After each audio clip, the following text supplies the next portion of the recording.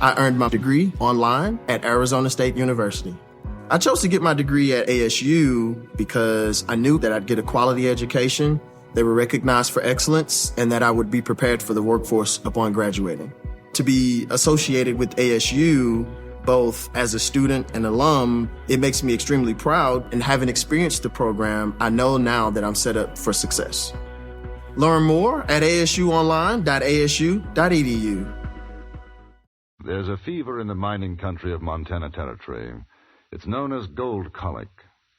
Once a man catches it, it can only mean one thing: life or death.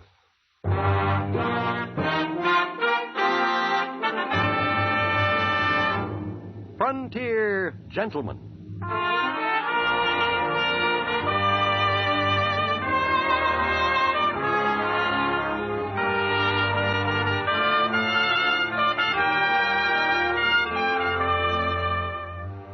Herewith an Englishman's account of life and death in the West.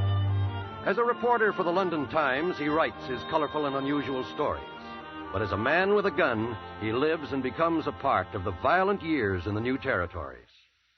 Now, starring John Dehner, this is the story of J.B. Kendle, Frontier Gentleman.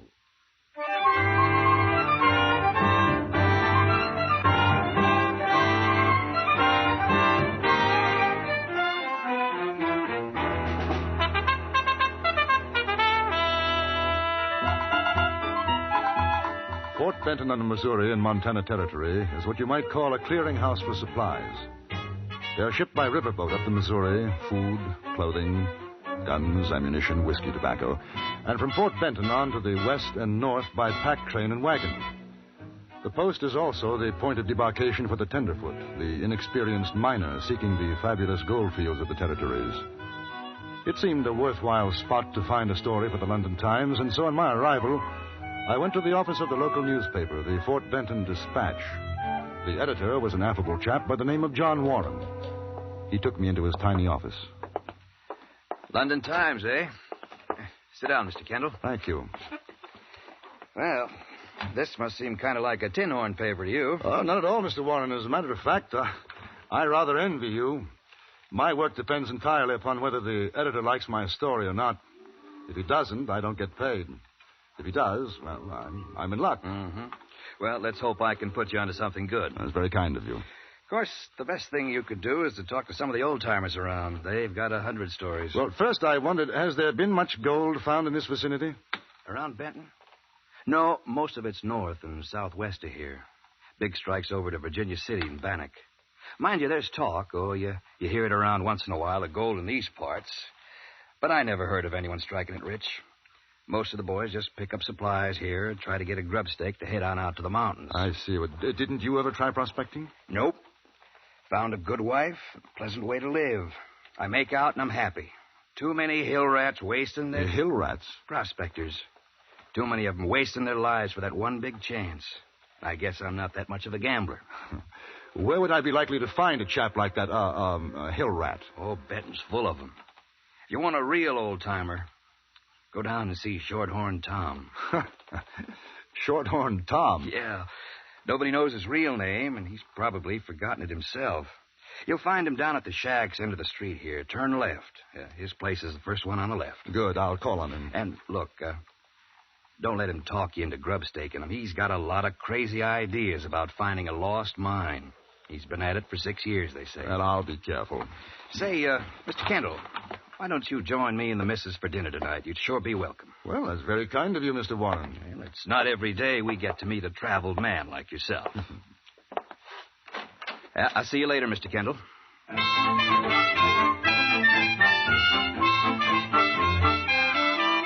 It wasn't hard to find Shorthorn Tom's place. I could have discovered it on a foggy London night by the smell alone. A ramshackle lean-to affair, it had the odor best described as rotting fermented cabbage, which a moment later I found emanated from the gentleman himself. The old prospector was the most unwashed individual I've ever come across in my life. Bleary-eyed, he greeted me at the sacking that passed for a door. Shorthorn Tom? I wonder if I could have a few words with you. What's the matter, boy? You got the heaves? No, I don't believe so. Sound like it. You want words? Come on in. Got me a mess of poop stewing. Light and rest your saddle, mister. What's your business? But I'm writing about the territory for a newspaper, Tom. I thought possibly you might be able to give me some information. Information. What kind of information? Oh, the life of a miner, for example. Your life. No, I'm quite serious. You want to pay for information? Oh, well, I hadn't exactly planned on it. Then I ain't got no medicine for you.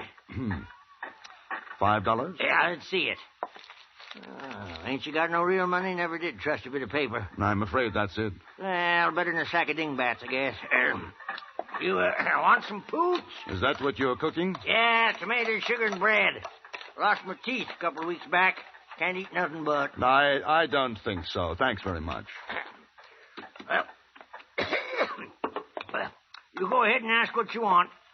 I'll eat. I understand you've been mining in this country for some time. Oh, 20 here, more other places. Got the biggest strike a man ever see 6 years back. But I lost it. Really? Well, I'd like to hear about that.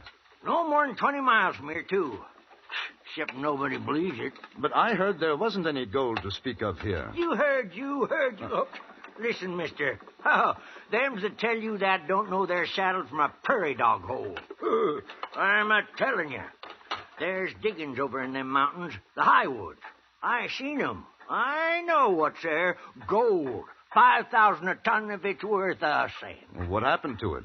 Well, me and a partner was prospecting in the highwoods. Got lost and caught in a blizzard. Sam, he was my partner. He went west. Wind blew him clean off the trail, about 1,000 feet down.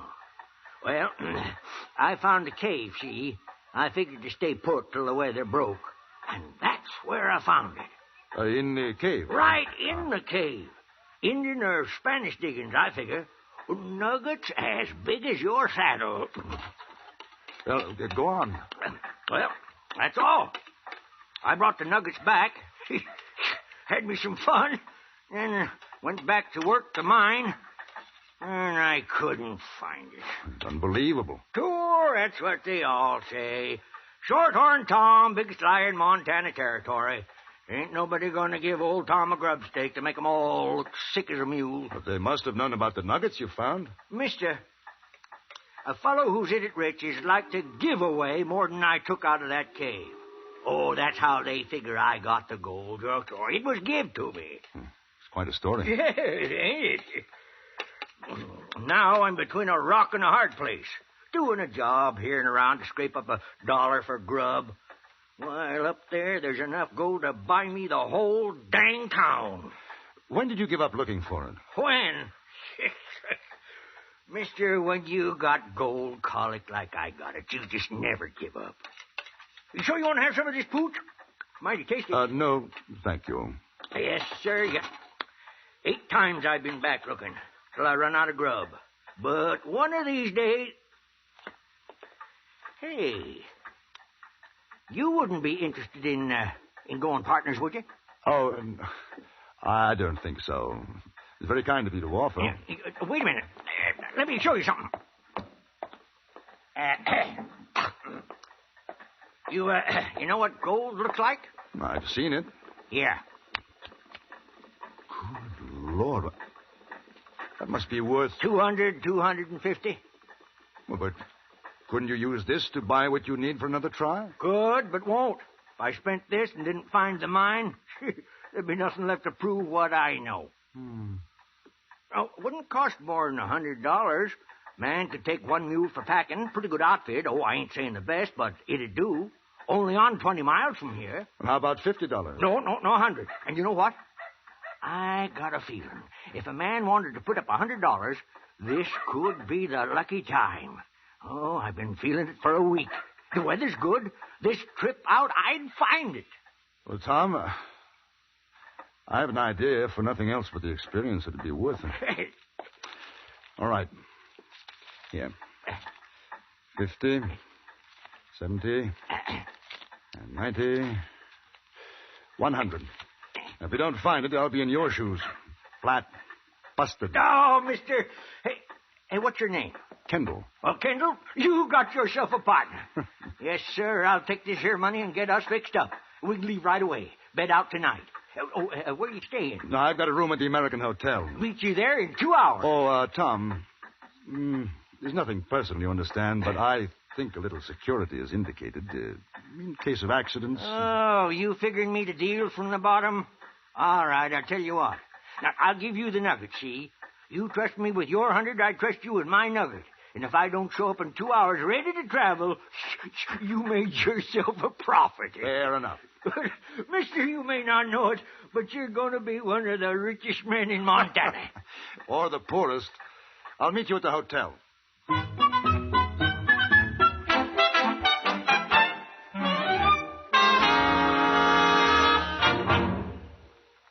In a moment, we return to Frontier Gentlemen. When you hear CBS News, you're hearing the results of worldwide watchfulness that pays off in accurate reporting sped to your sets with minimum delay. CBS News has reporters in every corner of the world. By keeping your set tuned to CBS Radio, you not only get your favorite entertainment, but the regular news programs of the nation's best reporters, plus special bulletins whenever they are called for by CBS News. Make the Star's address your listening post on the nation's most listened to programs and for the nation's most listened to news reports as well. And now we return you to Anthony Ellis' production of Frontier Gentlemen.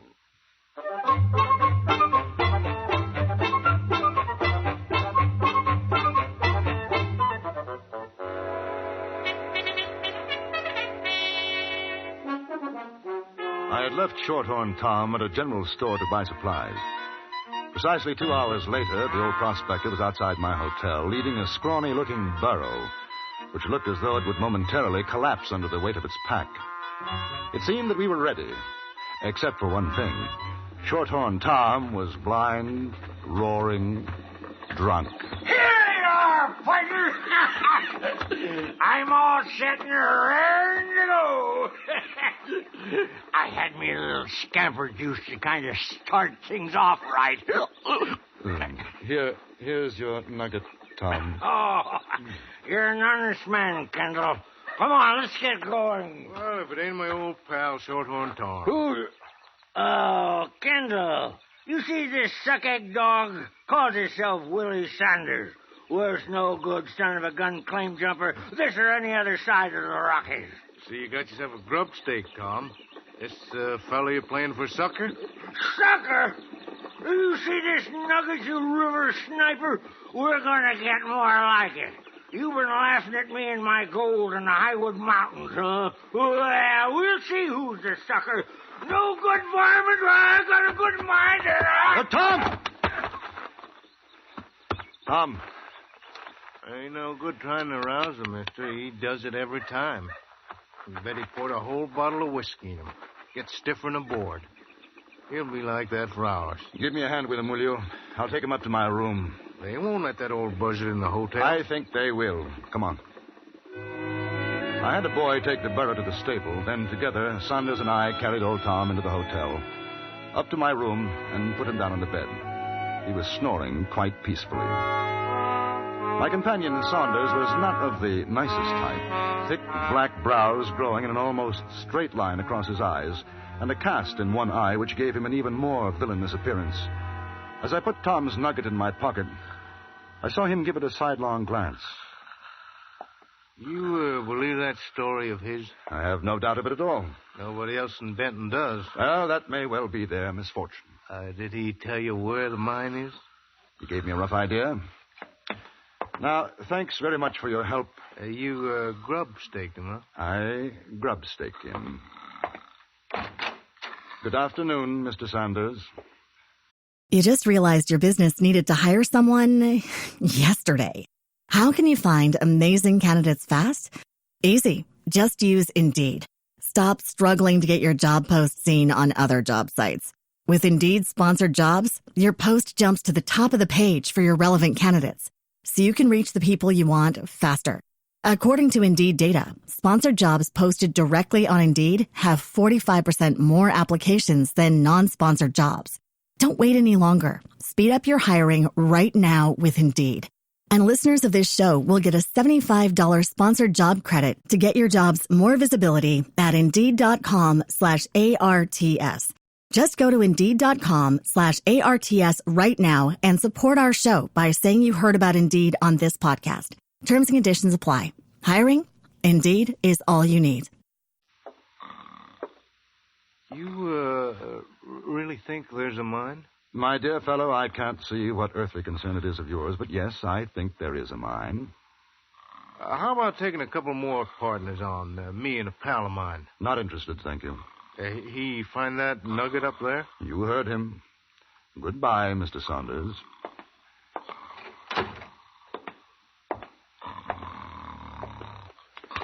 Tom.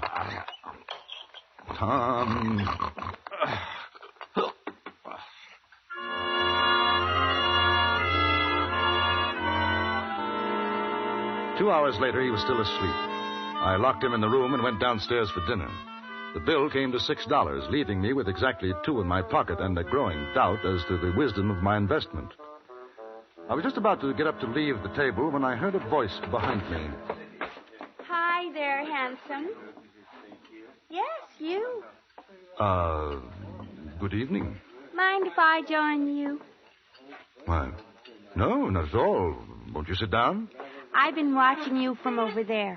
You know what I said to myself? I said there's a real lonesome man. A real lonesome man. So I come over to make you feel better. Oh, well, as a matter of fact, I'm in quite high spirits, really. That's swell. That's real swell. I'm glad. My, you got a beautiful way of talking. Thank you. You're good looking, too. Nice and tall and good looking. Very kind of you. You know what I bet? I haven't the remotest idea. I bet you're from the East and you're going to look for gold. And I bet you find it. What do you think of that? Extraordinary. I'm Alice. What's your name? J.B. Kendle. J.B.? What does that mean? Oh, just initials, you know, J.B. Everybody calls me J.B. I like that. It's strong. J.B. Would you like to go someplace quieter to talk, J.B.? Not particularly. You see, I have a friend upstairs in my room. Oh? No. You don't understand. A gentleman. Not feeling too well. I am sorry. Then if you like, we could go to my place. Charming thought, but not tonight. You don't like me. Well, the contrary, I find you irresistible, but I must say I question your motives. Run along, dear. Your friend, Mr. Saunders, is much too interested in our conversation. Saunders? Who's he? The gentleman behind the pillar, see? I saw you come in with him before. Would you be good enough to give him a message? Just say, no partners. Good night.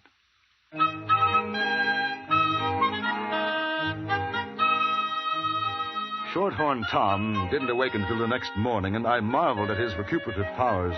He showed not the slightest effects of the night before. We collected our burro and left Fort Benton at sunrise and started south toward the Highwood Mountains.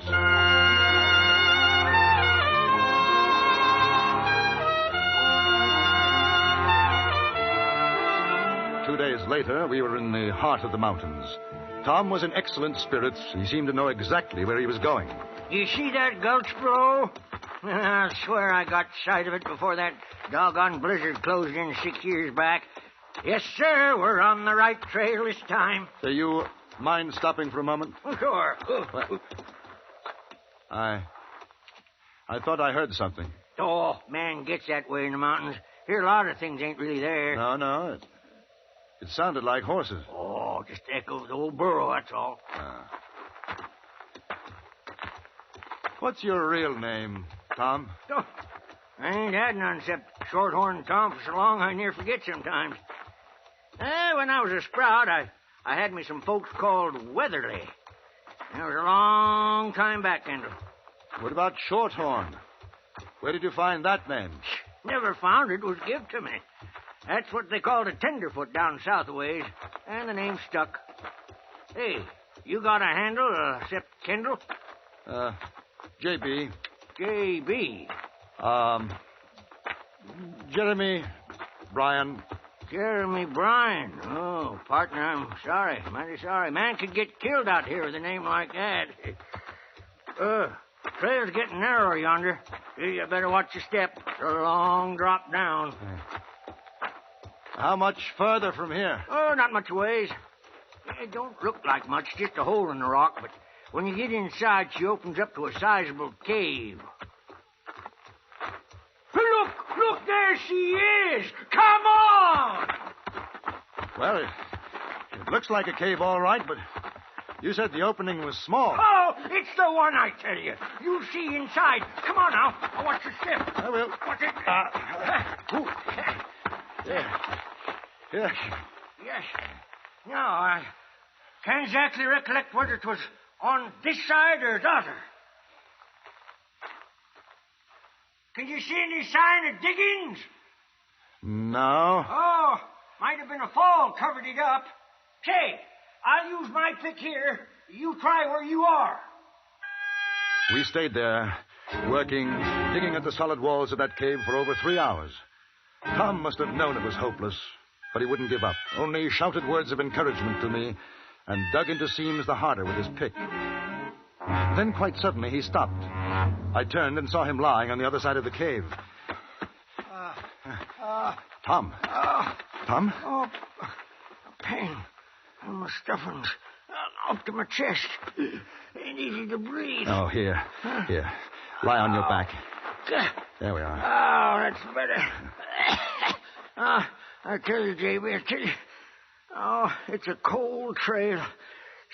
I know that sometime back this ain't the place. Don't feel it. It just don't smell right. I was kidding myself. It ain't the place. Oh, that doesn't matter. No, I guess not. Not no more. Oh, here, you take this.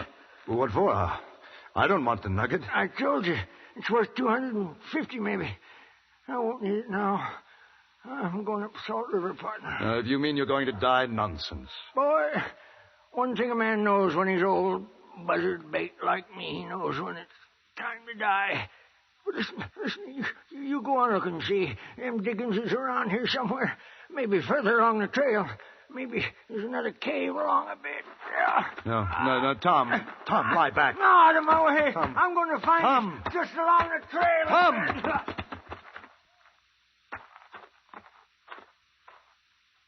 That old Tom, he sure had the gold colic bad, didn't he? He dead, Sanders? Sure he's dead. Don't you figure, mister? Yes. Me and my partner here, we come up to see how you was doing. Didn't find the mine, huh? No, we didn't find it. Well, there's still the nugget. I seen him give it to you. Hand it over, huh? Gentlemen, I feel rather sad about Tom's passing. Be good chaps and let well enough alone. You kidding with that talk? Oh, he's a dude. He can't help the way he talks. You give us the nugget, huh?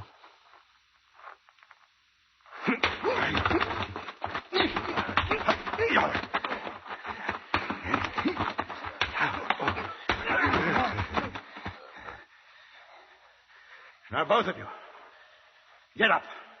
Up! Now, each of you take a pick. Start digging. We'll bury him here. You give me any argument, I'll shoot you on the spot.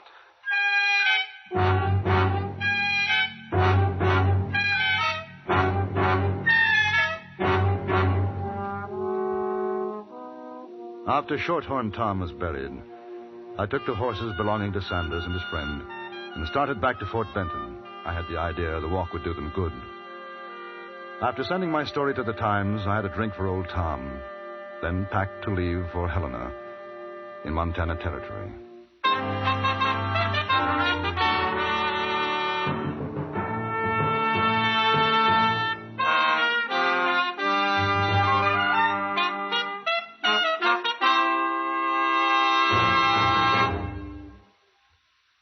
Frontier Gentleman was written, produced, and directed by Anthony Ellis and stars John Dehner as J.B. Kendle. Featured in the cast were Joe Kearns, Don Diamond, Virginia Gregg, and Herb Ellis. Music was composed and conducted by Wilbur Hatch.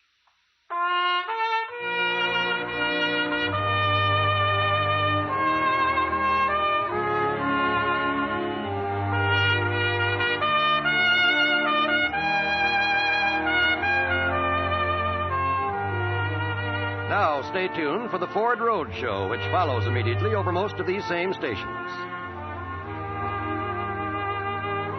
Join us again next week for another report from the Frontier Gentleman.